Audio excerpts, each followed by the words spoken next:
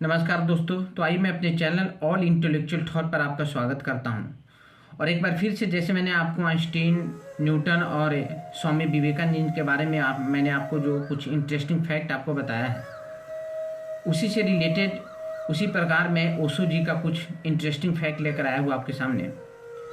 दोस्तों, मैं पहले आपको अपने दिल की बात बताना चाहता हूँ ओशो जी के बारे में कि ओशो सिर्फ एक व्यक्ति का नाम ही नहीं है। जैसे बोलते हैं ना, लव इन द एयर, उसी प्रकार ओशो इन द एयर। ठीक है, आप ऐसा बोल सकते हैं। देखिए, ओशो का विचारधारा आप माने या ना माने, बिल्कुल सही है, बिल्कुल सही है। आप इसे समझने में आपको परेशानी होती है। बात कुछ ऐसा है ना कि मोस्टली हम जो सोसाइटी का जो ट्रेडिशन जो कन्वीनियंटली बनाया गया है, हम इसमें लिपट कर रह जाते हैं। और जब सामने सही चीज़ आती है तो समझने में बहुत, एक्सेप्ट करने में उसे बहुत प्रॉब्लम होती है। लेकिन हमें सुनना चाहिए और स्वीकार भी करना चाहिए जो सही चीज़ें। आप यदि इसे अपनाने में, इम्प्लीमेंट करने में यदि आप अपने आप को हेल्पफुल नहीं मानते हैं तो आप मत कीजिए, लेकिन सही चीज़ें ही रहेगी। राइट। तो आइए दोस्तों, मैं ओशो के बारे में कुछ पॉइंट आपको बताता हूँ। पहले उनका मैं इंट्रोडक्शन दूंगा कि उनका नाम आचार्य रजनीश रहा हुआ है और उनका जन्म 11 दिसंबर 1931 को हुआ। और तब बचपन का नाम उनका चंद्र मोहन जैन था। बाद में चलकर 1860 में उनका नाम भगवान श्री रजनीश से लोग जाने उनको। और वो हमेशा 1970 और 1980 का वो काफ़ी सुप्रसिद्ध व्यक्ति रह चुके हैं। अब दोस्तों, दूसरी बात मैं उनके बारे में बता दूं कि जो वो उनका जो थेसिस था, वो मोस्टली वो जो ओरिजिनल एनालिसिस होती है उन पर वो बोलते थे। और साथ में जो भी व्यूज़ है related to religious tradition, mystics and philosopher, पूरे वर्ल्ड से रिलेटेड, उस पर भी वो बोलते थे। जिसके कारण वो वेस्टर्नर्स के द्वारा काफ़ी अट्रैक्ट होने लगे। वेस्टर्नर्स उनको काफ़ी चाहने लगा, जबकि ये इंडियन थे। अब मैं आगे बता दूं आपको कि Rajneesh was the eldest of 11 children born to a cloth merchant and his wife. Rajneesh जो थे वो टोटल मिलाकर जो उनके सिबलिंग्स थे, भाई बहन, वो 11 थे और ये सबसे बड़े थे। In the house of his maternal grand parents, Kuchwada में, अपने जो वो नाना जी के जो उनका घर है कुचवाड़ा में, वहाँ पे a small Indian village with in the Raisen district, Madhya Pradesh. और जो उनका जो कुचवाड़ा जो जगह था नाना जी का, वो वहाँ रहा करते थे, जो कि मध्य प्रदेश के रेजन डिस्ट्रिक्ट में है। अब आइए, अगला पॉइंट है, that is after some years Osho become an anti-theist in younger age and was keenly interested in hypnosis and was in short related to socialism। कुछ टाइम बाद जब वो बड़े हुए तो वो एंटी-थीस्ट थे अपने यंगर एज में, और बाद में चल के उनका कुछ इंटरेस्ट हाइप्नोसिस में भी रहा और कुछ सोशलिज्म से रिलेटेड भी उनका थोड़ा बहुत रिलेशन रहा। देखिए, भगवान Shri Rajneesh was very criticise in Indian religion. उनको इंडियन, भारतीय संस्कृति में काफ़ी उनका क्रिटिसाइज हुआ है। And with in the country on the basis of creating empty rituals and fake promises. और ऐसा भी इनके बारे में बोला जाता था कि ये काफ़ी फेक प्रोमिस करते हैं, झूठे वादे करते हैं, इनके बाद झूठे होते हैं। However on the opposite hand he started creating loyal fan following which majorly included wealthy merchant and businessmen around the world। दूसरी तरफ इनके जितने भी फॉलोअर्स थे वो काफ़ी रिच जो मर्चेंट थे, जो बिजनेसमैन थे, पूरे वर्ल्ड में इनके काफ़ी फॉलोअर हुए, रिच पीपल। देखिए, साथ में इनका मानना था, एक लाइन उनके बारे में बोला जाता है कि उनका कहना ये था कि गरीबों के लिए तो काफ़ी साधु संत और काफ़ी लोग हैं मदद करने के लिए, मैं अमीरों के लिए हूँ। ये बात आपको सुनने में थोड़ा देर के लिए बड़ा अटपटा सा लगेगा, ऑकवर्ड लगेगा, ये कैसे बोल सकता है आपको। लेकिन दोस्त आप इस बात पर रियलाइज कीजिए, सोचिए, थिंक कीजिए। मान लीजिए यदि हर व्यक्ति किसी एक पार्टिकुलर कम्युनिटी के लिए यदि योगदान देने लगे दूसरे कम्युनिटी को ऊपर समझकर, तो एक तरीके कहीं ना कहीं आप उन्हें इग्नोर कर रहे हैं। इस सोचिएगा तब पता आपको समझ में आएगा। ये सुंदर लाइन है। देखिए, कभी भी चीज़ें अनबैलेंस नहीं होता है, होना भी नहीं चाहिए। बैलेंस के लिए थोड़ा उसमें आपको क्रुएल्टी नज़र आएगी, लेकिन चीज़ें सही वही होती है। तो जैसे रजनीश का, भगवान श्री रजनीश का कहना था कि मैं रिच लोगों का गुरु हूँ, तो उनके कहने का मतलब ये है नहीं था कि आप जो गरीब लोग का सेवक है उनका ठेस वो पहुँचाए उनके ईगो को, लेकिन ऐसा उनका बिल्कुल नहीं था। उनका कहना था, जो आप जब सोचेंगे इस पर कि आखिर ऐसा उन्होंने क्यों बोला, तब आपको समझ में आएगा कि बात उन्होंने सही कही है, भले ही सुनने में अटपटा लगा है। ठीक है, अब आगे मैं आपको बता दूं, Osho had acquired a secretary Laxmi Thakarsi Kuruwa. उनका एक सेक्रेटरी था जिनका नाम लक्ष्मी ठकरासी कुरुवा था। His first disciple who was basically a daughter of one of those followers. और ये जो मैं लड़की का नाम ले रहा हूँ जो उनका सेक्रेटरी थी, वो उनके ही एक फॉलोअर की बेटी थी। A wealthy Jain who was his first disciple even and named her as Ma Yoga Lakshmi, है ना। एक वो लड़की भी जैन धर्म की से ही बिलोंग करती थी और उनकी पहली शिष्या हुई वो, और उनका नाम उन्होंने माँ योगा लक्ष्मी रखा।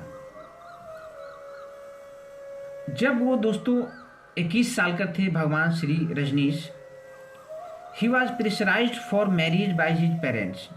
जब 21 साल के हुए तो उन्हें काफ़ी प्रेशराइज किया गया उनके पेरेंट्स के द्वारा कि आप शादी कर लो, जैसे आज भी हमारे साथ आपके साथ होता है। But shortly on 21 March 1953 he declared to become spiritually enlightened by sitting under a tree in Bhanwartal garden Jabalpur. लेकिन 21 मार्च तुरंत ही उसके बाद 21 मार्च 1953 को उन्होंने अपने आप को एक स्पिरिचुअल इनलाइटेंड अपने आप को एक घोषित कर दिए स्पिरिचुअल लीडर। और उन्होंने इनलाइटेंड का जो योगदान उन्होंने दिया है, उन्होंने एक गार्डन है भानवारताल जो कि जबलपुर में है, उसी गार्डन में एक ट्री के नीचे उन्होंने अपने आप को इनलाइटेंड किया। अब दोस्तों आगे हम आते हैं। Due to their busy schedule, वो काफ़ी बिजी रहते थे। भगवान Shri Rajneesh had to live with his maternal grand parents. उनके बिजी होने के कारण उनको अपने नाना जी का घर छोड़ना पड़ा। And got a major influence from his grandma, और वो अपने ग्रैंड माँ से काफ़ी इन्फ्लुएंस थे। However after his grandfather died, जब उनके ग्रैंड फादर का निधन हुआ, he went to Gadarwara to live with his parent. तब वो अपने ग्रैंडफादर के निधन के बाद वो अपने पेरेंट्स के साथ रहने चल गए। कहाँ पे? गडरवारा। ठीक है, अब आगे मैं आपको बता दूं कि for not receiving immense fan following from India, चूँकि इंडिया से उनको बहुत सारा फॉलोअर्स नहीं मिला, वो अपने एम को आगे बढ़ाने में उन्हें तकलीफ जब आई, Rajneesh relocated to the US in 9 US. तो रजनीश अपने आप को यूएस को चले गए लेकर। तब in 1981 where his followers establish international community that was later called Rajneeshpuram near Antelope Oregon south of the Dalles. तो इस जगह पे उनके जो फॉलोअर्स है एक इंटरनेशनल कम्युनिटी बनाया जिसका नाम उन्होंने रजनीशपुरम रखा। अब आगे का मैं बात आपको बताऊं। द बुक दैट भगवान Shri Rajneesh praised the most was the book of Mirdad which only some people around the globe read it and fewer out of them liked it। ये जो बुक उन्होंने सबसे ज़्यादा उनको जो बुक पसंद आया, जिनको उन्होंने प्रशंसा किया, उस बुक का नाम है मीर डैड, जो पूरे वर्ल्ड में कुछ ही लोगों ने उसको पढ़ा है और पढ़ने के बाद उसमें से भी कुछ लोगों ने ही जिनको समझ में आई उन्होंने लाइक किया है।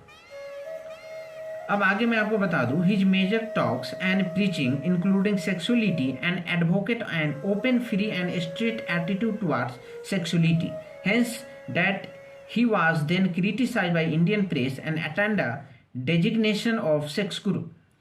दोस्तों उनका जो मेन जो मकसद जो ज़्यादा जो बात उनका जो प्रीचिंग था वो सेक्स को लेकर है।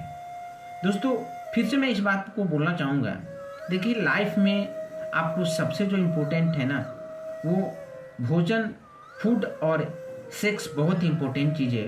इम्पोर्टेंट बोले या फिर ऐसे बोले कि हमसे बहुत गहराई से जुड़ा होता है ये चीज़। अब इन्होंने इस चीज़ को बहुत ज़्यादा फैलाया, चीज़ों को समझाने का कोशिश किया।